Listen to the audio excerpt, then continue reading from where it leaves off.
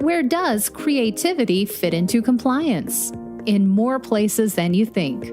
Problem solving, accountability, communication, and connection, they all take creativity. Join your hosts, Tom Fox and Ronnie Feldman, on Creativity and Compliance, part of the Compliance Podcast Network. Hello, everyone. This is Tom Fox, back again with Ronnie Feldman for another episode. And today we're going to take things, I wouldn't say in a different direction, but in a direction that I've been wanting to visit with Ronnie about for some time. We talk a lot in this podcast about training, effective training, short entertaining training. But now we're going to really focus on something a little bit different, which is the speak up culture. So, Ronnie, first of all, with that incredibly long-winded introduction, welcome. Oh, yeah. Well, thanks. This is a topic that I'm passionate about, so thank you for bringing it up. So I was really intrigued, though, and I have been intrigued about how communications, and specifically the type of communications that you really advocate, a corporate compliance program utilize, help around speak up culture. And maybe we could start with defining what we're talking about when we say a speak up culture. Well, I've actually talked to a lot of companies about this, and everyone has a slightly different definition. But for the purposes of this discussion, I'm defining it as creating a social environment where employees feel comfortable speaking up to ask questions, challenge business decisions, and report concerns, as well as knowing what the options are for doing that. So some companies will really focus on speaking up to honestly has nothing to do with ethics, they encourage people to challenge business decisions. I think for this audience, we should talk about speaking up to say, that's wrong. I have a question about that. Is that wrong? The different ways that you can report concerns. So why, in your opinion, is this so difficult to achieve in the corporate setting? I think it's because a lot of companies think about it as training. And I think that's problematic in some ways because if you're intertwining training about speaking up with training, it's typically then infrequent, right? Because training, you only get so much training that you get to do a year. And traditionally, training tends to be infrequent and long and bloated. That's starting to change. So combining the idea of promoting speak up culture with training is somewhat problematic because it's infrequent. It also tends to be aspirational, and by that I mean typically preachy. So you end up with something that's relatively milquetoast, like the dull posters, like everyone just says, here's our hotline, or we speak up, and it becomes the literal poster that everybody just looks past. And the inspirational part, I'm not against inspirational ways of doing it, but it still has to be interesting because it can come across as wagging the finger and inauthentic. We're the kind of company that does these things. And then everyone's like, well, what are you talking about? I see problems all the time. And then let's see. And I think it's best to think about it as a campaign. Now, if you think about it, you're cycling new employees into the company all the time. So even if you're doing something once a year or twice a year or during your compliance week, what happens the rest of the time? So these are all the reasons why it's ineffective. It's infrequent, it's preachy, it's often boring, and it's not an ongoing thing because these are muscles that you have to flex all the time. Let me pick up on one word you used because I've recently seen it associated with compliance in a way that I hadn't really thought about. You used the word authentic.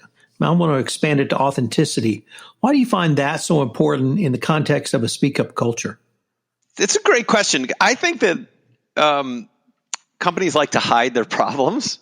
Right? People don't like to talk about their problems, and therefore they come across as inauthentic because who knows more about the problems than the people in the company?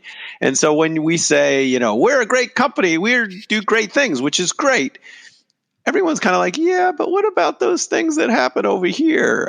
And so our communication tends to sometimes not address the elephant in the room, which is that this is culture is a living, breathing thing that we have to continually work out to get better. So I think actually there's some benefit of being authentic about what's really happening, sharing problems that come up, whether that's sharing them through sort of a masked case study, sharing the number of people, maybe not the names, but the number of people who have been have been investigated for problems. I've had some companies actually say we fire every year X amount of people. That's a little scare tactic-y, but like the idea of telling people that when stuff goes wrong, we will address it. So I don't know if I'm answering your question. I think, the other part of this I think would be being empathetic for how the end user might think about it. So often, not just ethics compliance, but communicators and business leaders in general communicate in a way that's convenient for them. That's something that they want to say and the way they want to say it. Lawyers do that a lot. But as an improviser, we often think about how is a message best received. So I think things come across as inauthentic when you push out communications versus think about how you need to say it in a way that can be best heard. Ronnie, one of the things that I have struggled with in terms of speak up, literally starting when my teenage daughter asked me about it, is it seems that is something either we grew up with not wanting to do, or somehow, although our heart says it's the right thing to do, maybe we've been trained or society even has told us, maybe this is not the right thing to do. How do you begin to deal with some of those problems? Yeah, well, so this is why speak up culture is, to me, the biggest challenge within any company. And I think it's, I've been yelling from the rafters about this since I got into this community, which is that you can train people all day long and that training can be great. And it doesn't address what we're talking about here, which is that it is hard to get people to change their mindset and their behavior when there's a whole culture that grew up with, you don't tattletale on your sister. There are all the different versions of that. Don't be a snitch. It's ingrained in a lot of us. And you not only have to just introduce a new idea, you have to undo that thinking. Most companies, successful companies that I've worked with that focus on this have surveys, and they can tell you all the reasons, all the common excuses. It's nothing will happen anyway. Someone else will probably take care of it. I don't want to get anybody in trouble, or I'm a no drama llama. Keep your head down and your nose clean. Like, those are all the different phrases that we all grow up with. And you can't just change that overnight. So the way to reverse that thinking is to continually barrage people with the opposite, and to do that in an interesting and authentic way. That won't happen overnight. This is why you can't do the once a month, once a year, once a quarter campaign. You have to find a way to do it continually. We're the kind of company that does this. These are the things that happen. When this happens, do you know what to do? I feel like the way you build trust about the process is to constantly reinforce that it's not tattletaling. When you see a problem to make this place better, you need to speak up. Here are the ways to do that. Yeah, it's not simply setting out the policy. No, that's not the right phrase. It's not just telling them the procedure. It seems to be really transparency in every aspect. It's transparency in the procedure. It's transparency in the reporting.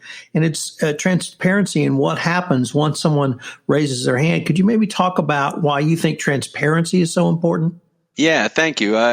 So we've talked a lot about, just to set this up, we talk a lot about communication. So communication is extremely important. You got to do that continuously, often, in as many places as possible. Get the message out over and over and over again.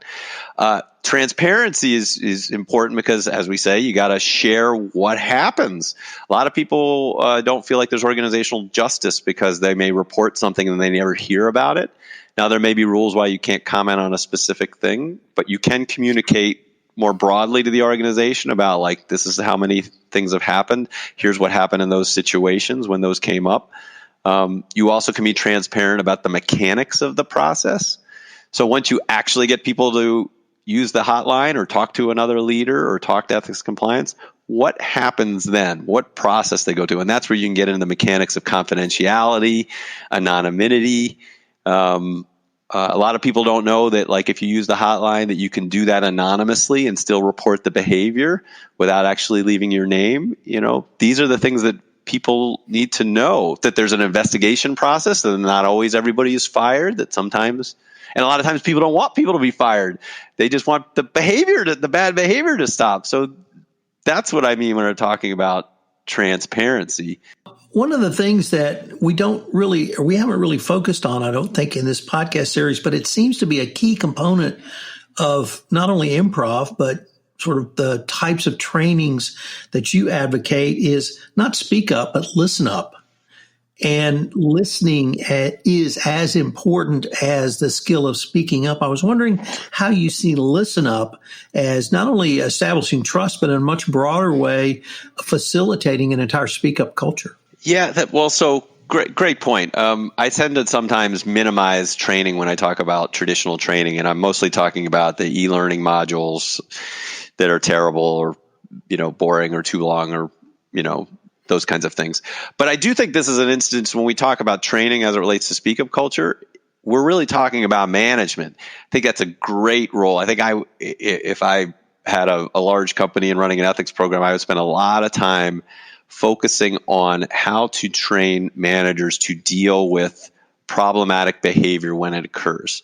Part of this is giving them a simple process. So if you prefer that they pass that off to ethics and compliance, then constantly reinforce that the way that you want them to do that. What me and my company can do in this area is we focus on soft skills, how to diffuse emotional situations, how to make people feel comfortable coming to you. So we've talked about this on older podcasts about improv philosophy, about having a yes and mindset. Yes and is not about agreement. Yes and is about attitude of gratitude, affirming what you've heard and building on that so you can solve problems together. And attitude of gratitude is about, you need to be grateful for information no matter what it is and no matter how you feel about it. So the point being is, teach leadership management how to be more approachable about these issues. Amy Edmondson talks about this in her book about I can't think of the phrase that she uses, but it's basically about getting people to you need to constantly ask people to disagree and to bring up problems. This is what management needs to do, constantly reinforce that you need to come to us with problems, that we're not going to bite your head off. We're going to listen to you, and if there's a problem, we as a company will support you. Ronnie, can I take everything you've just said over the past 13 plus minutes and now overlay a working from home environment? How do we continue this communication? How do we continue this dialogue? How do we continue to get people not only to raise their hand and speak up, but also to listen up when our work environment has radically changed from where we were 3.5 months ago? Well, it isn't that a challenge, because one way to build trust is to make personal connections with people. A lot of ethics programs make a big point about being seen in the hallways and being at meetings and being at strategy meetings and having your face out there. So it is a little bit more of a challenge when you don't get that face time. But the good news is people are still communicating through Zoom, WebEx, Skype, and all that. So you can, we've started creating like talk shows and podcasts to help ethics officers record conversations. So to record a short video of us interviewing them about what's important to them. So that's a way for an ethics officer to get face time, but not just push out a talking head video. That's actually a great forum to create a little mini video show of answering questions from the audience. So there's ways to make personal connections even when we're working remotely. The other thing is, we tend to make short, interesting videos. So whether you use our stuff or your own stuff, the idea of a short, interesting video can be used as a commercial. So a commercial can be placed Do you have an hour-long Zoom call, whether it has something to do with a product or a sales strategy or any other kind of thing? You can have an ethics message pop up for 60 seconds in there. And if it's short and interesting, that gives you visibility on those platforms. There's Yammer, Slack, Jive, all these different social collaboration sites are ways to communicate using sort of social media channels. That's a great avenue to reach people in a remote environment. The apps, right? We keep talking about, every company's got an app now. You can certainly push out content that way. I just actually created a short video series that's like stories, little case studies. And one of my clients is developing a facilitation guide around that. So push out a little short 2 to 5 minute video, give a facilitation guide to a manager, have them have a little discussion around it. All these things can be done through this sort of work remotely Zoom WebEx environment. Ronnie, unfortunately, we're near the end of our time, but look forward to seeing where we go with our next podcast where we talk about speak up culture and creativity. I look forward to continuing the conversation. All right. Thanks a lot, Tom. Thanks for joining us for this episode of Creativity and Compliance. If you enjoyed the episode, make sure to subscribe and leave a review.